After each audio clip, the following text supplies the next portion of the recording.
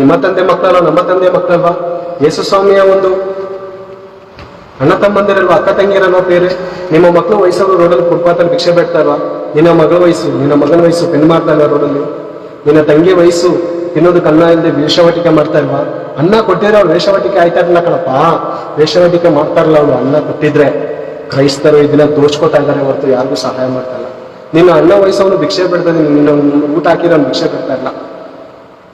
ನಿನ್ನ ತಮ್ಮನ ವಯಸ್ಸವನು ಕುಡುಕನಾಗಿದ್ದಾನೆ, ತಿನ್ನೋದಕ್ಕೆ ಅನ್ನ ಇಲ್ಲದೆ ಕುಡುಕನಾಗಿದ್ದಾನೆ. ಅನೇಕರು ಕುಡುಕರಾಗಿದ್ದಾರೆ. 10 ರೂಪಾಯಿ ಕೊಡ್ರೂ ಹೋಗಿ ಫಸ್ಟ್ ಕುಡಿಬೇಕು ಅನಿಸ್ತಾ ಇತ್ತು. ನಿಮ್ಮ ತಂದೆ ವಯಸ್ಸವ್ರು ಭಿಕ್ಷೆ ಬಿಡೋದಿಲ್ಲ, ನಿಮ್ಮ ತಾಯಿ ವಯಸ್ಸವ್ರು ಭಿಕ್ಷೆ ಬಿಡೋದಿಲ್ಲ. ಯಾವ ಥರ ಅನ್ನ ಕೊಟ್ಟಿದ್ದೀವಿ? ನಿಮಗೆ ಸಾಕಾಗಲ್ಲ, ನಿಮಗೆ ಸಾಕಾಗಲ್ಲ. ಅದಕ್ಕೆ ತಂದೆ ದೇವರು ಒಂದು ಅವಾರ್ಡ್ ಕೊಟ್ಟಾರೆ ನಿಮಗೆ, ಸೇವಕಗಳಿಗೆ. ಒಂದು ಎಂಥ ಅವಾರ್ಡ್ ಅಂದ್ರೆ, ಆ ಅವಾರ್ಡನ್ನು ತೆಗೆದುಕೊಳ್ಳಿ, ಸ್ವೀಕಾರ ಮಾಡ್ಕೊಳ್ಳಿ. ಯೆಶಾಯ 56:10